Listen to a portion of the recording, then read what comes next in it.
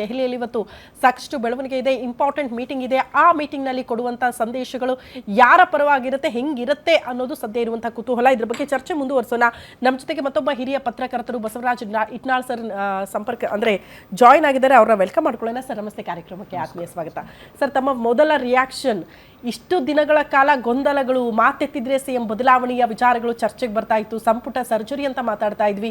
ಇವ್ರು ಹೋದಾಗ್ಲೂ ರಾಹುಲ್ ಗಾಂಧಿ ಸಿಗ್ಲಿಲ್ಲ, ಅವ್ರು ಹೋದಾಗೂ ರಾಹುಲ್ ಗಾಂಧಿ ಸಿಗ್ಲಿಲ್ಲ. ಈಗ ಅಟ್ ದ ಫಸ್ಟ್ ಟೈಮ್ ಇಬ್ಬರಿಗೂ ಕೂಡ ಸಿಗ್ತಾ ಇದ್ದಾರೆ ಅಂತ ಏನಾಗುತ್ತೆ ಅಂತ? ಈಗ ರಾಹುಲ್ ಗಾಂಧಿ ಸಿಗ್ತಾರೆ ಇಲ್ವೋ ಅಥವಾ ಎಷ್ಟು ದಿನ ಸಿಗ್ಲಿಲ್ಲ, ಅದೊಂದು ಬೇರೆ ಸಂದರ್ಭ ಇತ್ತು. ಈಗ ಏನಾಗಿದೆ ಅಂದ್ರೆ, ಇನ್ನು ಕೆಲವೇ ತಿಂಗಳುಗಳಲ್ಲಿ ಕರ್ನಾಟಕ ಚುನಾವಣೆ ಒಂದು ಕಾಲಕ್ಕೆ ಹೊರಟು ಬಿಡ್ತಿದೆ. ಜಿ ಬಿ ಎ ನಂತರ ಸ್ಥಳೀಯ ಸಂಸ್ಥೆ ಆದಮೇಲೆ ನಮ್ಮ ವಿಧಾನಸಭೆ ಚುನಾವಣೆ ಎಲ್ಲ ಬರ್ತದೆ. ಸೊ ಇವತ್ತಿನ ಏನು ತೀರ್ಮಾನ, ಇವತ್ತಿನ ಒಂದು ಸ್ಪಷ್ಟತೆಯನ್ನು ಇಬ್ಬರು ನಾಯಕರುಗಳಿಗೆ ಅಥವಾ ಪಕ್ಷಕ್ಕೆ ಮತ್ತು ಕರ್ನಾಟಕ ಜನತೆಗೆ ಕಾಂಗ್ರೆಸ್ ಹೈಕಮಾಂಡು ಕೊಟ್ಟರೆ ಅಥವಾ ಕೊಡದಿದ್ದರೆ ಅದರ ಎರಡರ ಪರಿಣಾಮವನ್ನು ಕೂಡ ಅವರು 2028 ಚುನಾವಣೆಯಲ್ಲಿ ಎದುರಿಸಬೇಕಾಗ್ತದೆ. ಹಾಗಿರುವಾಗ ಅದು ಇಟ್ಸ್ ವೆರಿ ಇಂಪಾರ್ಟೆಂಟ್. ಮತ್ತು ಈ ಸಂಬಂಧಪಟ್ಟಂಗೆ ಒಂದು ಮಟ್ಟದ ಚರ್ಚೆ, ಬ್ಯಾಕ್ಗ್ರೌಂಡರ್ ಅಂತ ಏನು ಹೇಳ್ತೀವಿ ಇಂಗ್ಲೀಷಲ್ಲಿ, ಆ ಥರದ ಚರ್ಚೆ ಮೊನ್ನೆ ವಿ ಡಿ ಸತೀಶನ್ ಅವರ ಪ್ರಮಾಣ ವಚನ ಸಂದರ್ಭದಲ್ಲಿ ಆಗಿದೆ ಅಂತ ಕೆಲವು ಮೂಲಗಳ ಸುದ್ದಿ. ಅದೇನೇ ಇರಲಿ, ಈಗ ಇಬ್ಬರನ್ನೂ ಕರೆದಿರೋದನ್ನು ನೋಡಿದ್ರೆ definitely there is going to be some clarity.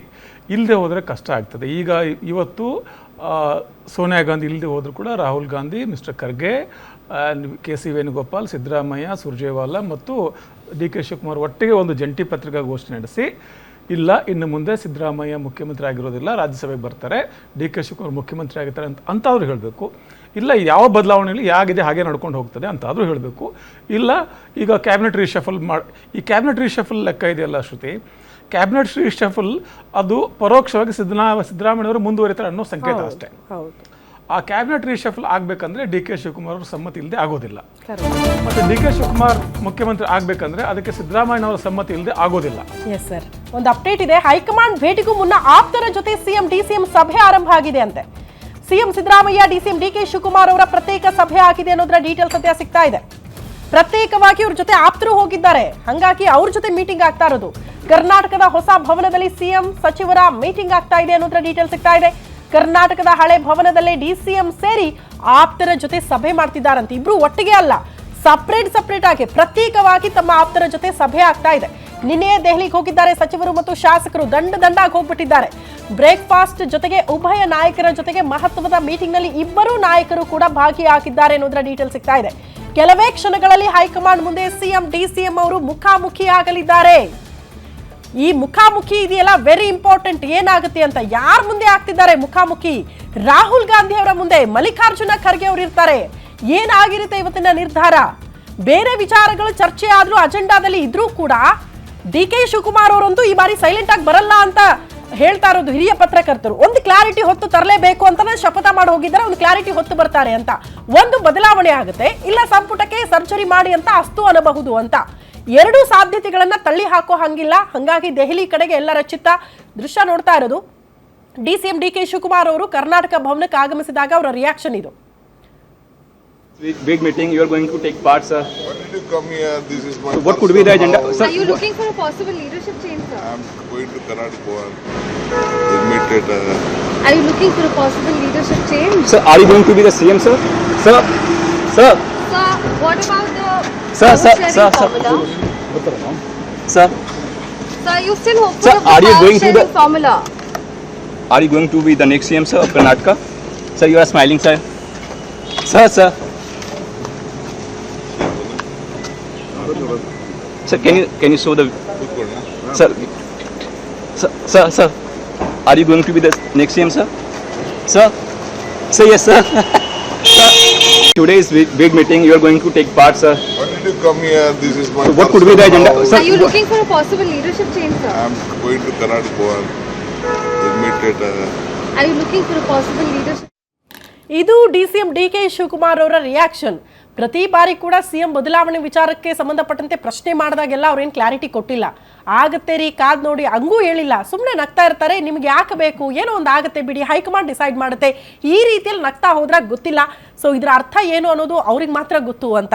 Anyway, ಅವರ ಕಾನ್ಫಿಡೆನ್ಸ್ ಲೆವೆಲ್ ಸ್ವಲ್ಪ ಪೀಕಲ್ಲೇ ಕಾಣಿಸ್ತಾ ಇದೆ. ಯಾವ ಸಂದೇಶ ಬರುತ್ತೆ ಅನ್ನೋದು ಕುತೂಹಲಕ್ಕೆ ಕಾರಣ ಆಗ್ತಾ ಇರೋದು.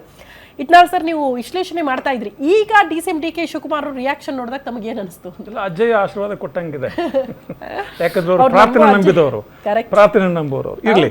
ಆದ್ರೆ ಈಗ ಹೈಕಮಾಂಡ್ ಮಾತಾಡ್ಬೇಕಾದ ಅದು ಒಂದು ರೂಪುರೇಷೆ ನಾವು ಊಹಿಸಿ ಮಾಡ್ಕೊಂಡ್ರೆ ಹೀಗಿರ್ಬೇಕಾಗ್ತದೆ. ಅಂದ್ರೆ ಒಂದು ಸಿದ್ದರಾಮಯ್ಯನವರ ಪಾತ್ರ ಏನು ಪಕ್ಷದಲ್ಲಿ, DK ಶಿವಕುಮಾರ್ ಪಾತ್ರ ಏನು, ಅವರವರ ಶ್ರೇಯಸ್ಸು ಅವರಿಗೆ ದಕ್ಕುದಾದಂಥ ಸಲ್ಲಬೇಕಾದಂಥ ಸ್ಥಾನಮಾನಗಳು ಏನು ಅಂತ ಯೋಚನೆ ಮಾಡಿದ್ರೆ, ಸಿದ್ದರಾಮಯ್ಯನವರ ಯಶೋಗಾಥೆ ಕಾಂಗ್ರೆಸ್ ಶುರುವಾಗಿದ್ದು 2013ರಿಂದ. 2013ಕ್ಕೆ ಅವರು ಚುನಾವಣೆ ಗೆದ್ದು ಮುಖ್ಯಮಂತ್ರಿ ಆಗ್ತಾರೆ. ಮುಖ್ಯಮಂತ್ರಿ ಆಗೋದಕ್ಕೆ ಕಾರಣ ಒಂದು ರೆಡ್ಡಿಗಳ ಅದೊಂದು ಹಗರಣ ಮತ್ತು ಪಾದಯಾತ್ರೆ. ಎರಡನೇ ಕಾರಣ BJPಯಲ್ಲಿ ಒಡಕು, ಶ್ರೀರಾಮುಲು ಆಗಿರಬಹುದು ಅಥವಾ ಮತ್ತು ಯಡಿಯೂರಪ್ಪನ KJP ಎರಡೂ ಪಕ್ಷಗಳು ಈ BJPಯ ಮತವನ್ನು ಒಡೆದಾಕಿ ಇವರು ಬಂದರು. ಮತ್ತು 13-18 ಒಳ್ಳೆ ಸರ್ಕಾರ ಕೊಟ್ಟರು, ತುಂಬ ಒಳ್ಳೆ ಸರ್ಕಾರ ಕೊಟ್ಟರು. ಬಹುಶಃ ಇತ್ತೀಚಿನ ದಿನಗಳಲ್ಲಿ ಭಾಳ ಒಳ್ಳೆ ಸರ್ಕಾರ ನಡೆಸಿದ್ದು ಸಿದ್ದರಾಮಯ್ಯ 2013 to 18. ಮತ್ತು ಅಹಿಂದ ನಾಯಕರೇ ಆಗಲೂ ಕೂಡ ಅವರು ಅಹಿಂದ ಆಧಾರದ ಮೇಲೇ ಬಂದಿದ್ದು, JDS ಆಚೆ ಬಂದು ಇಲ್ಲ ಅಹಿಂದ ಆಧಾರದ ಸರ್ಕಾರವನ್ನು ರಚನೆ ಮಾಡಿದ್ದು. ಆದರೆ 2018 ಚುನಾವಣೆ ಸೋಲ್ತಾರೆ. ಕೇವಲ ಅಹಿಂದವನ್ನು ನಂಬಿಕೊಂಡು ಚುನಾವಣೆ ನಡೆಸಿಕೊಂಡು ಆಮೇಲೆ ಅನೇಕ ವಿವಾದಗಳಲ್ಲಿ ಸಿಕ್ಕಾಕೋತಾರೆ. ಈ ಲಿಂಗಾಯತ ವೀರಶೈವ ಇತ್ಯಾದಿ ವಿಚಾರಗಳಲ್ಲಿ ಸೋಲ್ತಾರೆ. ಆಮೇಲೆ ಬರೋದು 2023. Siddaramaiah minus DK Shivakumar is 2018. Siddaramaiah ಏಕಮಾತ್ರ ಸಿದ್ದರಾಮಯ್ಯ ಚುನಾವಣೆ ಎದುರಿಸಿದ್ದು 2018 ಅವರು ಸಾಧನೆ ಮೇಲೆ ಸೋತಿದ್ದಾರೆ. 2023ಗೆ ಸಿದ್ದರಾಮಯ್ಯ ಪ್ಲಸ್ DK ಶಿವಕುಮಾರ್ ಗೆಲ್ತಾರೆ. ಫಾರ್ಮುಲಾ ವರ್ಕ್ ಆಗಿದೆ. ಏನು ವರ್ಕ್ ಆಗುತ್ತೆ? DK ಶಿವಕುಮಾರ್ ಹೇಳ್ತಾರೆ, ನೋಡಪ್ಪ ನಾನೇ ಬಂದು ನಿಮ್ಗೆ ಕೇಳಿದೆ ಕುಮಾರಸ್ವಾಮಿ ಮುಖ್ಯಮಂತ್ರಿ ಮಾಡ್ತೇನೆ ಅಂತ ಆಶೀರ್ವಾದ ಮಾಡಿದ್ರಿ, ಅದು ಕೈಗೂಡಲಿಲ್ಲ, ನನಗೊಂದು ಪೆನ್ ಪೇಪರ್ ಕೊಡಿ, ನನಗೊಂದು ಚಾನ್ಸ್ ಕೊಡಿ. 5% ಓಟ್ ಶಿಫ್ಟ್ ಆಗುತ್ತೆ. ಆಮೇಲೆ ಕರ್ನಾಟಕ ಮಧ್ಯಭಾಗದಲ್ಲಿ ಅಹಿಂದ ಮತ್ತು SDPI ಸಪೋರ್ಟ್ ಆಗುತ್ತೆ ಸಿದ್ದರಾಮಯ್ಯನವರ ಒಂದು ಈಕ್ವೇಷನ್ಗೆ. ಆಮೇಲೆ ಉತ್ತರ ಕರ್ನಾಟಕದಲ್ಲಿ ಎಸ್ಪೆಷಲಿ ಬಾಂಬೆ ಕರ್ನಾಟಕದಲ್ಲಿ ಲಿಂಗಾಯತ ಸ್ವಲ್ಪ ಮುನಿಸ್ಕೊಳ್ತಾರೆ. ಈ BL ಸಂತೋಷ್, CT ರವಿ, ಅನಂತಕುಮಾರ್ ಮಾತಾಡೋ ಕೆಲವು ಮಾತುಗಳಿಂದ ಲಿಂಗಾಯತ ಸ್ವಲ್ಪ ದೂರ ಆಗಿಬಿಡ್ತಾರೆ BJPಯಿಂದ. ಹೀಗಾಗಿ ಕಾಂಗ್ರೆಸ್ಗೆ ಅದೊಂದು ಆಶೀರ್ವಾದ ಪ್ಲಸ್ ಆಗಿ ಒಟ್ಟಾರೆ ಗೆದ್ದು ಬರ್ತಾರೆ. ಬಟ್ ಒಟ್ಟಾರೆಗೆ ಎಮರ್ಜ್ ಆಗೋದೇನು, there are 3 creditors for this victory. ಇಬ್ಬರಿಗೆ ಶ್ರೇಯಸ್ಸು ಸಲ್ತದೆ. ಒಂದು ಸಿದ್ದರಾಮಯ್ಯ, ಇನ್ನೊಬ್ರು DK ಶಿವಕುಮಾರ್. DK ಶಿವಕುಮಾರ್ ಆಗಿನ ವಾದ ಏನಿತ್ತು, ಸಿದ್ದರಾಮಯ್ಯ ಈಗಾಗಲೇ ಮುಖ್ಯಮಂತ್ರಿ ಆಗಿದ್ದಾರೆ, ನನಗೊಂದು ಚಾನ್ಸ್ ಕೊಡಿ. ಅವ್ರ ಮೇಲೆ ಅನೇಕ DA ಕೇಸುಗಳು ಮತ್ತು ಇತ್ಯಾದಿಗಳಿದ್ವಲ್ಲ, ಹೀಗಾಗಿ ಅದ್ರ ಜೊತೆಗೇನೆ ಸಿದ್ದರಾಮಯ್ಯನವರ ಪಟ್ಟು ಕೂಡ ಮತ್ತು ಅವ್ರ ಬೆಂಬಲಿಗರ ಹಠ ಕೂಡ. ಹೀಗಿರುವಾಗ ಮುಖ್ಯಮಂತ್ರಿ ಮಾಡ್ತಾರೆ. But conditional. ಹೈಕಮಾಂಡ್ ಮುಂದೆ ಕಂಡೀಷನ್ಸ್ ಏನು, ಉಪಮುಖ್ಯಮಂತ್ರಿ ಜಾಸ್ತಿ ಜನ ಇರೋದ್ರಲ್ಲಿ ನಾನೊಬ್ಬನೇ ಇರ್ತೇನೆ, ನೋ ಮಲ್ಟಿಪಲ್ DCMs, ಜೊತೆಗೆ KPCC ಪ್ರೆಸಿಡೆಂಟ್ಗೆ ನಾನು ರಾಜೀನಾಮೆ ಕೊಡೋದಿಲ್ಲ, ನನ್ನ ಅಧ್ಯಕ್ಷತೆಯಲ್ಲಿ ನಡೀತದೆ. ಆಮೇಲೆ 50-50 ಪವರ್ ಶೇರಿಂಗ್ ಅಂತ ನಾವು ಹೊರಗಡೆ ಕೇಳಪಟ್ಟದ್ದು, ಮೂಲಗಳಿಂದ ಕೇಳಿಪಟ್ಟದ್ದು. ಇದನ್ನ ಯಾರು ಹೇಳೋದಿಲ್ಲ, ಅದನ್ನ ಕನ್ಫರ್ಮ್ ಮಾಡೋದಿಲ್ಲ. ಆದರೆ ಯಾರು ಡಿನೈ ಮಾಡಲಿ ಇಲ್ಲಿವರೆಗೂ, ಸಿದ್ದರಾಮಯ್ಯನವರಾಗ್ಲಿ DK ಶಿವಕುಮಾರ್ ಆಗಲಿ ಇದನ್ನ ಡಿನೈ ಮಾಡಲಿ ಔಟ್ ರೈಟ್. ಹೈಕಮಾಂಡ್ ಹೇಳ್ದಂಗೆ ಕೇಳ್ತೇವೆ ಅಂತ ಹೇಳ್ತಾರೆ ವಿನಃ ಈ ಥರ ಒಪ್ಪಂದ ಆಗಿಲ್ಲ ಅಂತ ಯಾರು ಹೇಳಿಲ್ಲ ಇಲ್ಲಿವರೆಗೂ. ಸೊ ಹೀಗಿರುವಾಗ there is something called gentleman's word ರಾಜಕೀಯದಲ್ಲಿ. That's very important. ಕರ್ನಾಟಕದ ಸಂದರ್ಭದಲ್ಲಿ ಬಹಳ ಇಂಪಾರ್ಟೆಂಟ್. ಅನೇಕ ಸರ್ಕಾರಗಳು ಬಿದ್ದಿವೆ ಆ ಜೆಂಟಲ್ಮನ್ಸ್ ವರ್ಡ್ ಕಾರಣ. ಅನಿವಾರ್ಯ ಇದೆ ಈಗ ಸರಿ ಮಾಡೋದು ಅಂತ. ಸುಭಾಷ್ ಸರ್ ಹತ್ರ ಹೋಗ್ಬಿಡ್ತೀನಿ ಸರ್. ಈಗ ತಾನೇ ನಾವು ಮಾತಾಡ್ತಾ ಇದ್ದಂಗೆ ಸಿದ್ದರಾಮಯ್ಯನವ್ರನ್ನ ಕೆಳಗಿಳಿಸೋದು ಕೂಡ ಅಷ್ಟು ಈಸಿ ಇಲ್ಲ ಕಾಂಗ್ರೆಸ್ ಹೈಕಮಾಂಡ್ಗೆ ಅಂತ. ಅದರಿಂದ ಮುಂಬರುವ ಸಮಸ್ಯೆಗಳು ಏನು ಅನ್ನೋದು ಕಾಂಗ್ರೆಸ್ ಹೈಕಮಾಂಡ್ಗೆ ಗೊತ್ತಿದೆ. ಹಂಗಂತ DK ಶಿವಕುಮಾರ್ ಅವ್ರನ್ನ ಕೂಡ ಕಡೆಗಣನೆ ಮಾಡೋಕ್ಕಾಗಲ್ಲ. ಅವರು ಕೂಡ ಒಬ್ಬ ಪವರ್ಫುಲ್ ಲೀಡರ್ ಆಗಿ ಗುರುತಿಸ್ಕೊಂಡವರು ಪಕ್ಷದಲ್ಲಿ. ಇಬ್ಬರೂ ಕೂಡ ಅನಿವಾರ್ಯ ಪಕ್ಷಕ್ಕೆ. ಬಟ್ ಹೆಂಗೆ ಬ್ಯಾಲೆನ್ಸ್ ಮಾಡುತ್ತೆ ಕಾಂಗ್ರೆಸ್ ಹೈಕಮಾಂಡ್ ಅಂತ ನನಗನ್ನಿಸ್ತಾ ಇದೆ. ಕಾಂಗ್ರೆಸ್ ಹೈಕಮಾಂಡ್ ಅಡಕತ್ತರಿಯಲ್ಲಿ ಸಿಲುಕಾಕಿಕೊಂಡಿದೆ ಕರ್ನಾಟಕದ ಪರಿಸ್ಥಿತಿಗೆ ಅಂತ.